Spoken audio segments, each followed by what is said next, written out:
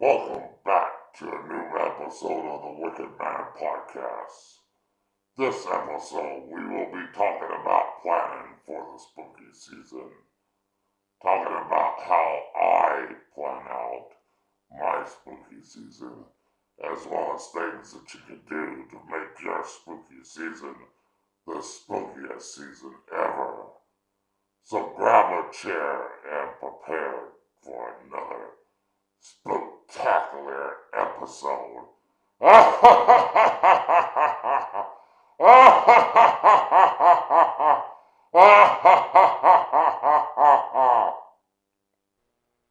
Welcome to this week's episode of the Wicked Manor Podcast.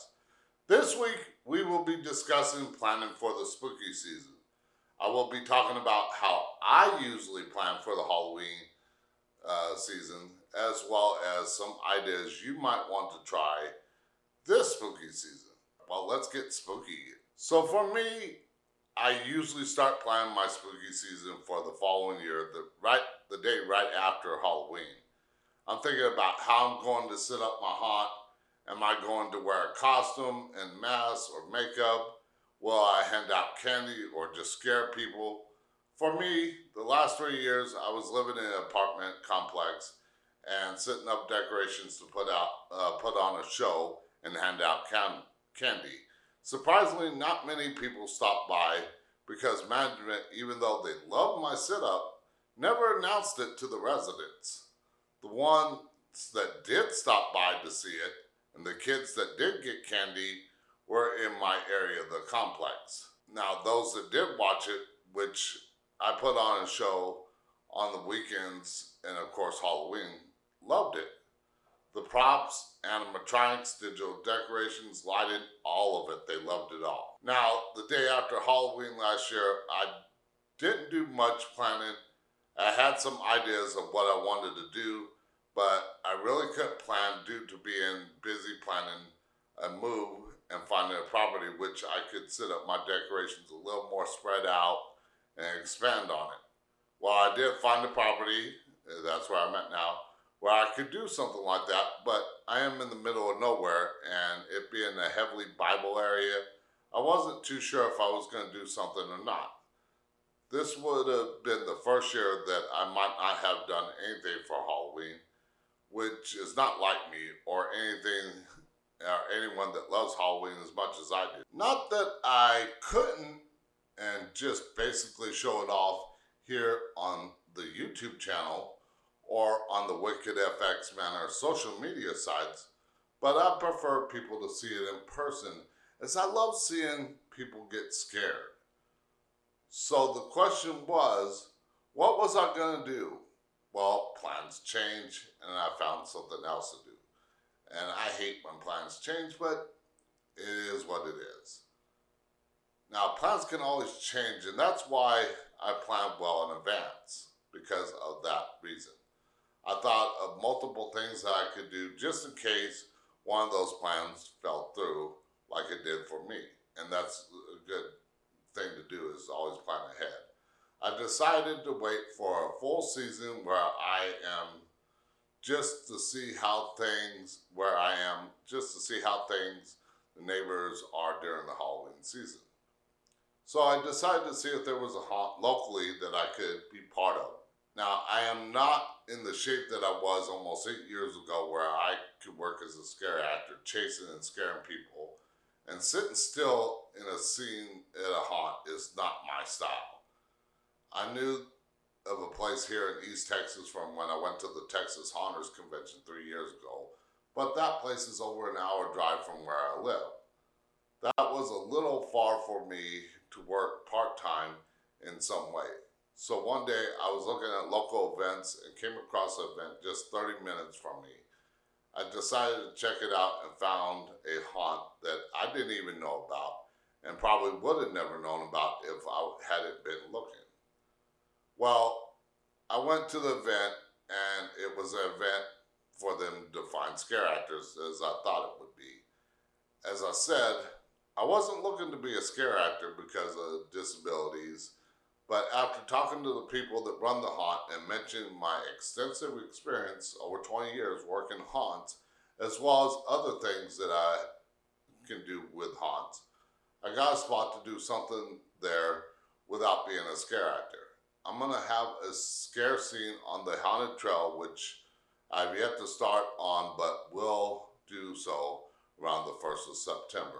I will also be there to train new and existing scare actors in the art of scaring people. I had someone at the last place I worked for a haunt that told me I should do a school or training on training scare actors. Well, I will not have a school, but I will be teaching people, and I will be posting a video on it for educational purposes. That will be coming up around mid-September here on the channel. And before I get off talking about how I prepare for the spooky season, I want to give a shout out to the haunt where I will have a scene, and hopefully it will be one of the scariest scenes there. I'm pretty sure it will, but who knows. The haunt is called Haunted Hallows at Coppergate Ranch in Mount Pleasant, Texas. If you're in the area or not far away, stop by and check out the haunt and look for my scene. Come September, when I start building it, I will post videos and give clues on what it will be and what it looks like. I will leave a link in the description for the haunt as well as where it is located. So now let's get into ideas so you can plan out your spooky season. There is always something that you can do, whether you live in a big city or live out in the country like me. Now, with country life, especially if you live back in the sticks like I do, I still live not far from a couple of small towns and a little further out to a bigger city. Like the local haunts I will be working at, but there could be also some fall festivities and Halloween activities in small towns, depending on where you live and how close you are to a place with something going on. Now let's talk about activities, what you can do, whether in a big city or a small town. The first one is finding a local haunt. Some, like the one I will be working at, may not have a big enough budget to get the word out and maybe just starting out. If you're new to the area, ask around, search for haunts in the area. You might be surprised that there is one closer to you than you think. Now, for bigger cities, you're more likely to find quite a few haunts. Trick-or-treating has diminished over the years, but there are some events like trunk-or-treating that have replaced traditional trick-or-treating because some feel it's safer than going door to door and asking for candy. Now, if you're in a small town in the middle of nowhere, that could be an option as homes are more widespread. But even for bigger cities, traditional trick-or-treating has gone by the wayside, and more things like trunk-or-treating has taken over. You might find or know a neighborhood where everyone gets in the Halloween spirit and still passes out candy, but it seems far and few in between. Haunts are more of a thing to do over trick-or-treating these days. So what are some things that you can do to plan and celebrate the spooky season? Like haunts, there are some places that might have haunted hay rides and pumpkin patches where you can pick out your own pumpkin to decorate for your home with. Some places like Salem, Massachusetts, New Orleans, Louisiana, or other towns and cities that have a haunted history might have plenty of things to do during Halloween and the spooky season. Going off things that might happen in haunted locations like that, like the places I've mentioned, you might live in a town where they have a smaller festival, or small towns tend to be a little more close-knit community, and maybe they might have a potluck where you can bring your own spooky dish, like a treat box, caramel apples, drinks, etc. And if not, maybe get together with your neighbors and host your own potluck. If decorating, going to haunts, and passing out candy is not your thing, Another thing is some places might have costume contests. That's another option. So let's say decorating is your thing. What kind of decorating do you like to do? Let me know in the comments down below. Do you like to set out just a few decorations such as just a jack-o'-lantern and lights, or do you like to go out all out like me, where I usually set up several decorations out? Not everyone is into the spooky season, and that's okay, but for those that are, some do the minimum and some go all out. If you plan to go all out, do you make your own haunted house or maze? Or do you just set up a show with your display? I will show you a video of the haunted display I did last year, which you'll see right here. All right, so starting off, I do have a few headstones scattered throughout the whole display. I got some creepy dolls, animatronics with doll heads that light up. Another skeleton. It's not very loud. I do have a barbecue grill that I included fake charcoal in there that light up, and body parts on there. I don't know if you can see them. And there is fog that comes out there every once in a while. I do have a window protection in this window, all based off of the pit of hell. And there is the pit of hell with my two Grim Reaper gatekeepers. You can see right there with the fire and everything, their eyes light up, except for one's not working right now. My flying Grim Reaper, some more headstones. Giant spider web that I made myself. Witch's cauldron. Another spider there in the middle. I do have my skeleton in the stockade along with more headstones. The pumpkins, which do sing, but I'm not doing it for copyright reasons. Another window display right there. And last but not least is my ghost, illusion, that makes it look like you can see right through them. Of course, it's not very good because I have very little space, but this is my whole Halloween decoration for this year, titled The Pit of Hell. Hope you like it. Maybe that might inspire you to do something the same or be close to it. Now, I will tell you, just for that little area that I had, it wasn't cheap. I didn't spend money on everything that whole year. I added it over 3 years. Again, you don't have to go hog wild by decorating, but it's a great idea for the spooky season. If haunts,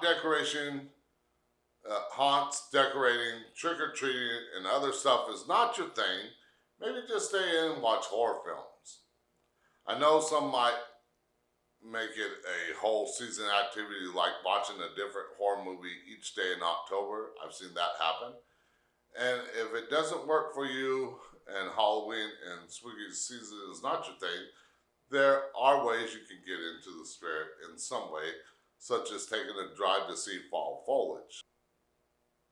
Now, an idea that many might not be into, even though thought about, is going to a ghost tour, especially if you live in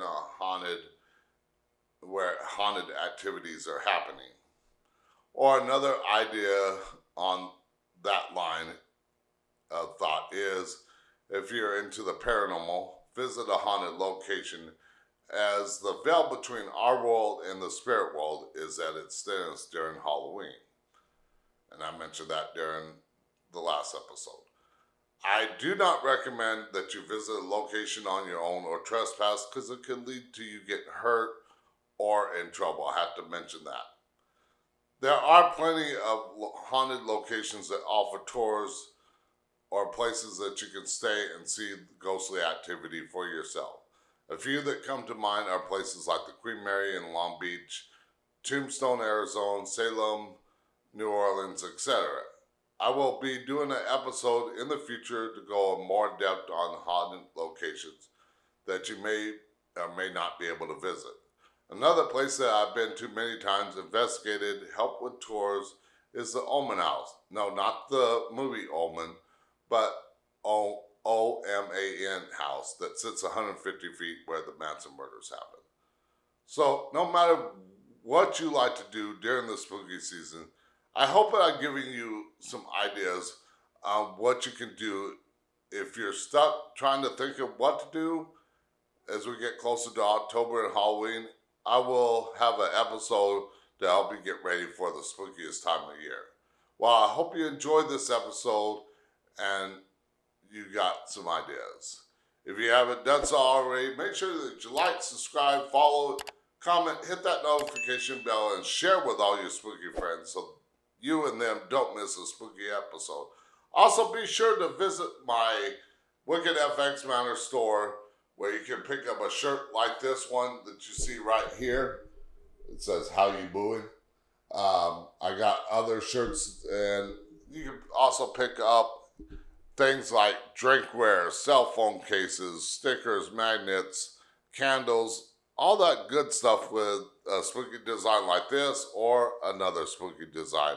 I have added one more this week, and I'm going to try to add 4 more either today or tomorrow and get them out to you.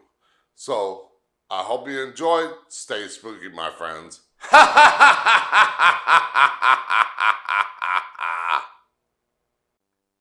Well, that is all for this spooky episode. But join us next week as I give you some spooky ideas for decorating for the spookiest time of year. Whether you're decorating for a whole season or just for Halloween. Stay spooky, my friends.